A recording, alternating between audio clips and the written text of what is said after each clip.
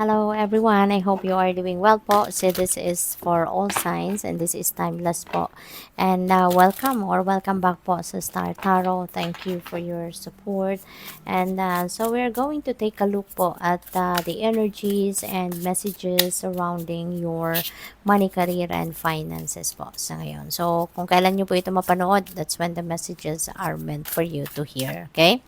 So, first message po ninyo, we have death. Ayan. So, death energy is about massive transformation. This is about change, no? And this is shedding old skin, no? Dahil may panibago kayong i-embracein, no, na sitwasyon. So, since this is for money, career, and finances, so this is possible na ang iba sa inyo, magpapalit kayo siguro ng trabaho.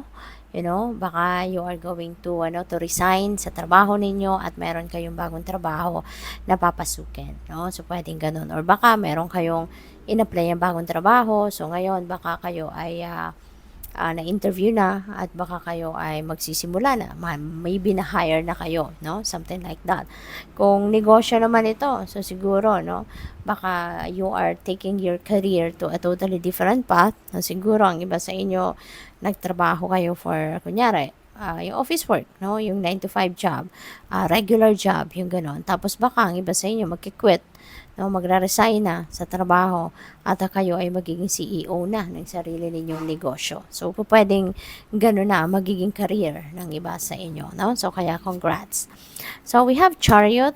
Ayan. So, Chariot is a moving on energy. So, definitely, you're moving on, for most of you, siguro, you're definitely moving on from being an employee, no? From being an employee sa isang kumpanya or sa isang institusyon, you are heading towards something new, no? So talagang ito, pwedeng negosyo to, pwedeng ang iba sa inyo pa pwedeng aalis kayo sa trabaho ninyo rito kasi kayo ay papuntang abroad na. Pwedeng ganon. Pwedeng kayo ay nakapag-apply ng trabaho sa abroad and maybe you get it, no? Kaya siguro kayo ay magsira-resign na because you are heading towards a different country at doon na kayo magsisimula ng bago ninyong career, no? So, kaya moving on na kayo talaga, aalis na kayo ng bansa. So, pwedeng ganon. So, travel, no, is also very imminent dito. Possible din, no, na ang iba sa inyo rito siguro, baka yung bago ninyong magiging trabaho could be linked sa travel business, no? Pwedeng ganun. Or nasa travel industry. So, we also have Queen of Swords. Ayan. So, pwede rin ang iba sa inyo, ang trabaho ninyo or ang career ninyo, bago man or yan ang dati ninyo, or yung current, baka nasa communication, no? Baka kayo ay, pwedeng kayo ay manunulat, pwede kayo ay writer, pwede kayong novelist, pwede kayong, siguro, nasa news, pwede nasa social media, nagva-vlog or vlogger, yung gano'n. So, depende sa inyong sitwasyon, But, siguro nasa communication industry, no? Yung inyong trabaho. So, we also have Magician. Wow. So, this is a new beginning energy, no? Meron kayong sisimulang bagong ganap. At ang maganda rito, you are recognizing, no, na kung ano yung opportunities na nandiyan dyan sa paligid ninyo, you are recognizing na that is what you need, no? Para makapagsimula kayo ng bagong trabaho ninyo or bagong career ninyo or whatever endeavor this is na could be related, no, doon sa kung ano man yung mga heart's desires ninyo. So, siguro sa ngayon, kasi dito, nandito na tinitignan nyo na, lahat ng kailangan ninyo, lahat ng mga resources na pwedeng kakailanganin ninyo para sa pag-ano ninyo, para sa tawag dito, yung pagsisimula ninyo, no, ng endeavor na to, nandito na, no? So, nandiyan na, you're recognizing the opportunities are there, no? Nasa inyong harapan na. Kaya po pwedeng ganun ang sitwasyon rito, na, ayun, magsisimula na kayo ng steps, you're going to start taking action towards whatever it is that your heart desires, no? So, po pwedeng bagong trabaho yan, bagong career, or bagong business, no? So, good luck po sa inyo. So, tignan natin kung ano pa na mga mensahe din para sa inyo, no? Pagdating sa inyong money, career, and finances. So, we have moving up. Ayan. So, kung ito moving on, ito naman moving up. Career is on the rise. New offers and opportunities. There is also a salary increase. So, going to the next level ang iba sa inyo. Diba? So, pwedeng, ano kayo ngayon, papunta kayo sa progress, papunta kayo sa pag-asenso, papunta kayo sa pag-angat, no? Pwede na ang iba sa inyo rito, talagang paakyat na kayo sa ladder of your success. Pwede nga ang iba sa inyo rito mapopromote na into a leadership role or may promotion, no? Magle-level up na yung ano ninyo, yung position ninyo sa inyong trabaho. So, pwedeng ganon. Or, merong mga bagong offers, no? Pwedeng merong bagong offer ang iba, no, baka meron kayong in-applyan trabaho at baka eto magkaroon na kayo ng job offer, pwedeng ganon. Or pwedeng salary increase din, no? Baka madadagdagan, may offer sa inyo na dagdagan ang inyong sweldo, you know? So, good luck. We have wealth. Wow. Bongga. You are moving towards real wealth and prosperity. So, keep up the great work. Kasi yung sipag at tiyaga ninyo, yung effort na gagawin ninyo rito sa inyong trabaho, sa inyong ginagawa, eto na, magbubunga na, 'di ba? At papunta na kayo, maglalakad na kayo, no? You are going to walk towards a new path dito na pera, napapaligiran kayo ng pera. So, pwedeng magiging yayamanin na kayo.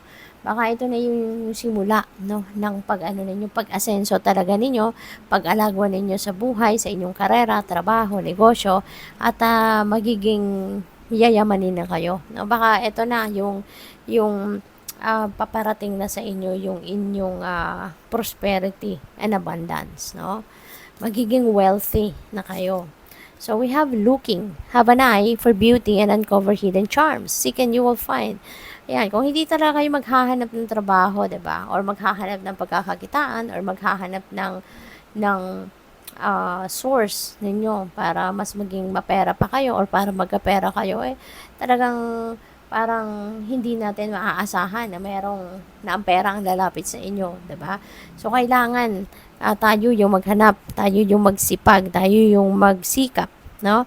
Para makuha natin kung ano yung mga gusto natin. So, what else? We have gambling. Excessive gambling can have dangerous consequences. So, don't risk too much. Okay? Hindi naman ito sinasabi na talagang tumigil na kayo or hindi na kayo magsugal kasi baka yun ang kinakasaya ninyo. Pero, dapat disiplinado pa rin kayo. Kailangan may self-discipline pa rin kayo, no? Na hindi dapat inuubos, diba? Yung resources para lang na maging satisfied kayo sa pagsusugal, 'di ba? Kailangan disiplinado pa rin kayo, kailangan may control pa rin kayo, kailangan no, yung may budget lang kayo para sa pagsusugal, no? Kasi ito excessive gambling can have dangerous consequences kasi nga kung addicted na, 'di ba, sa pagsusugal, baka pati bahay ninyo maipambayad na sa sugal or yung mga ari-arian, baka before you know it naubos na dahil sa pagsusugal, 'di ba? Kaya 'yun ang reminder sa inyo rito na don't risk too much. No, but of course, this is not going to resonate with everyone. So just take as it resonates, no? Kung sumasakto lang ito sa ninyo, sa sitwasyon, then take it. Otherwise, leave it for someone else. Lalo na kung hindi naman talaga kayo nagsusugal, hindi ba?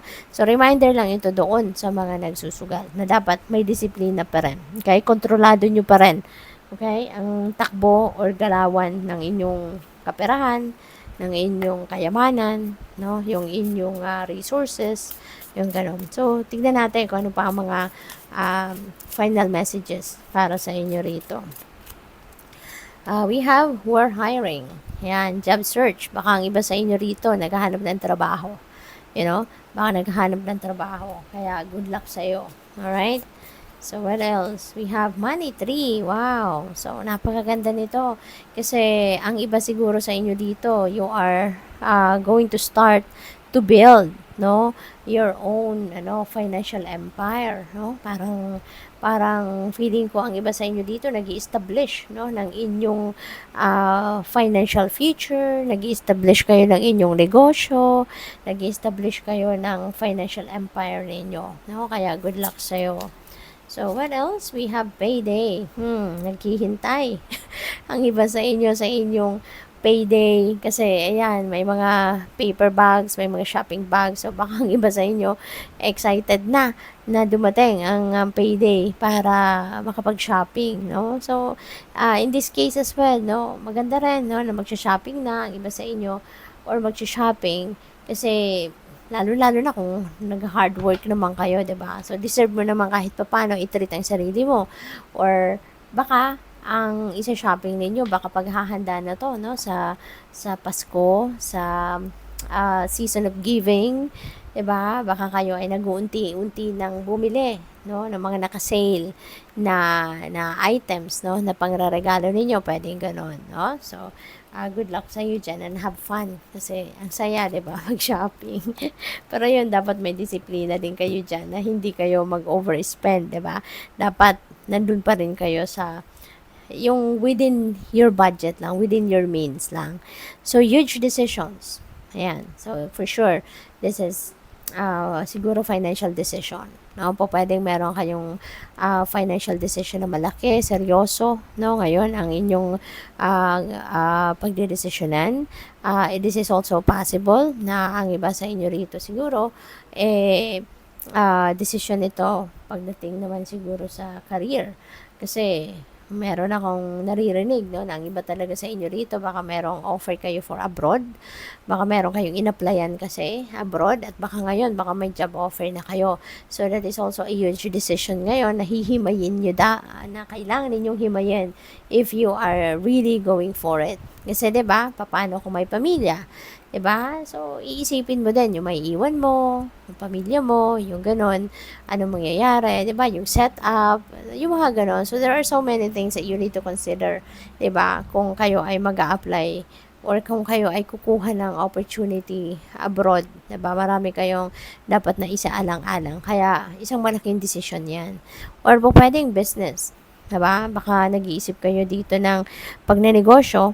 So, hindi naman dapat nagmamadali talaga, 'di ba? Kailangan pag-isipan mabuti ang pagbitaw ng pera sa pagnenegosyo, yung pagkakapital, 'di ba? So, this could be related to a big decision na may ilalabas kayong pera. No? Kasi kahit sa pag-abroad, 'di ba? Pwedeng meron pa ring placement fee, yung mga ganon, yung kailangan, no, na merong gagastusin dito. Kaya yun ang kailangan ninyo pag-isipan mabuti. Okay? So, good luck sa'yo. Thank you for watching. Love and light. Namaste.